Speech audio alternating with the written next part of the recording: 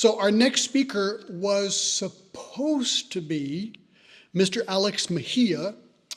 Unfortunately, Mr. Mejia informed me late yesterday afternoon that he would not be able to join us today, and he sent his regrets. However, his presentation had already been submitted, and he asked me, if we were up to this, if I would present his presentation. I have never done this in my entire life. Okay, this is the first time. But we looked at this as the elders of the church and we thought, yes, why not? He's prepared it, and it's a very interesting topic called the just war. Is there just war? So I'm going to read the presentation without making my own comments. I'm just going to read his presentation, but let me just introduce Alex, who's not here today, okay?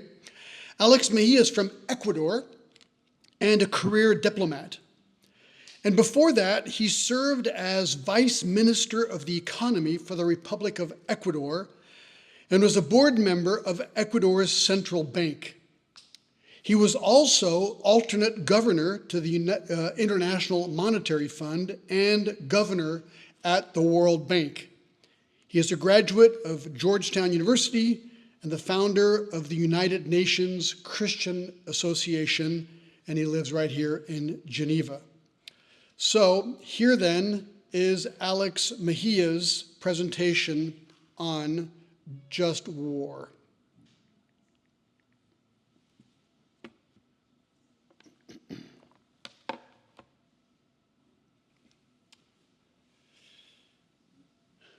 Is that?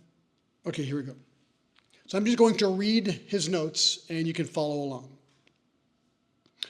The just war theory, a doctrine within the field of ethics that postulates that a war could be morally justifiable if it meets certain criteria. The criteria are split into two groups: jus ad bellum, right to go to war, and just in bello, right conducted in war. The first group of criteria concerns the morality of going to war, and the second group of criteria concerns the moral conduct within war. There have been calls for the inclusion of a third category, or just war theory, just post bellum, dealing with the morality of post-war settlement and reconstruction. The just war theory postulates the belief that war, while negative in most of its outcomes, if conducted within ethical behavior and observance of international law, is not always the worst option. The just war theory presents a justifiable means of war, with justice being an objective of armed conflict. Important responsibilities, undesirable outcomes, or preventable atrocities may justify war. This theory is studied by political leaders, military officers, and theologians and ethicists. Christian views on the just war were first recorded by Augustine of Hippo around the year 400 AD. Augustine asserted Christians should be pacifist as a personal philosophical stance. However, peacefulness in the face of a grave wrong that could only be stopped by violence would be a sin. Defense of postulate and others could be a necessity, especially when authorized by a legitimate authority. While he did not specifically postulate the conditions necessary for war to be just, Augustine coined the phrase in his work, The City of God. In essence, the pursuit of peace must include the option of fighting for its long-term preservation.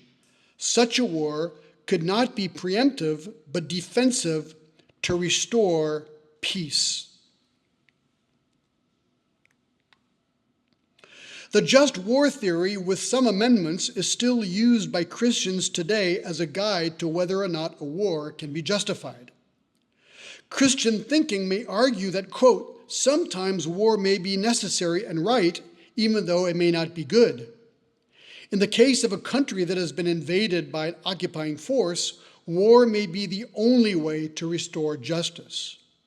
Thomas Aquinas, around the year 1250 AD, used St. Augustine's arguments in an attempt to define the conditions under which war would be just.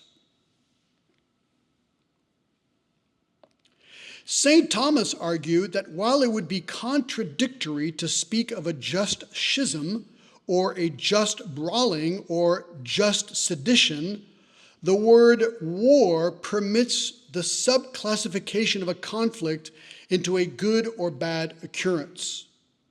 He defined the conditions under which a war could be just in his work Summa Theologica, a book that cites Christians, Muslim, Hebrew, and aesthetic sources, including the Bible, Aristotle, Augustine of Hippo, Avicenna, Averroes, Al-Ghazali, Boetius, John of Damascus, Paul the Apostle, Dionysius, Maimonides, Anselm of Canterbury, Plato, and Cicero. He presents that criteria for war to be just as follows. First, war must occur for a good and just purpose rather than the pursuit of power and wealth. Is this right? Yeah, okay. Secondly, just war must be waged by a properly instituted authority such as the state. Third, the achievement of lasting peace must be a central motive even in the midst of violence. The just war theory has evolved into a contemporary philosophy that attempts to reconcile three things. Taking human life is seriously wrong. States have a duty to defend their citizens and defend justice.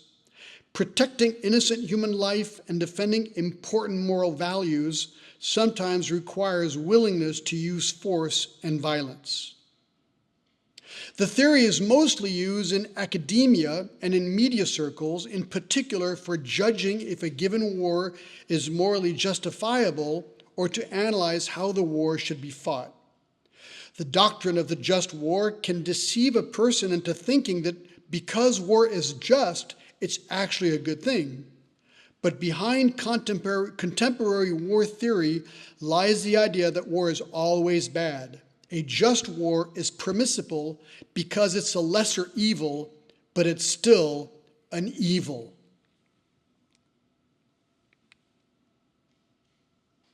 On the matter of regime change as a just cause of war, scholars today are focused on distinguishing between preemptive war and preventive war. The international community has been unable to come together under the banner of just war to stop genocide in several crises around the world. Media compare the current Sudanese case to those of Rwanda, Iraq, and Kosovo a few decades ago. As we are in Geneva, it would be important to analyze what obligation does the international community have to declare a just war, or if that should be left to governments only. The historical aspect of just war, also referred to as the just war tradition, represents the historical rules such as the Geneva Convention that have been applied to wars. Ethical theorists of international relations must consider if those rules are still valid today. During the 21st century, academia has developed either traditional or revisionist just war theory in order to consider new developments in the practice of warfare, especially the use of drones and the development of autonomous weapon systems. Others have focused on the ethics of non-state conflicts, irregular combatants, and asymmetric wars, as very few contemporary wars fit the nation-state model of the mid-20th century. Conflicts involving non-state actors raise urgent questions for legitimate authority and the principle of the sovereignty of the state. The role of institutions of international law in judging war conduct, the International Court of Justice, for example, and also the role of the military within nation-state outside of wartime need to be debated further. And that, ladies and gentlemen, is the presentation.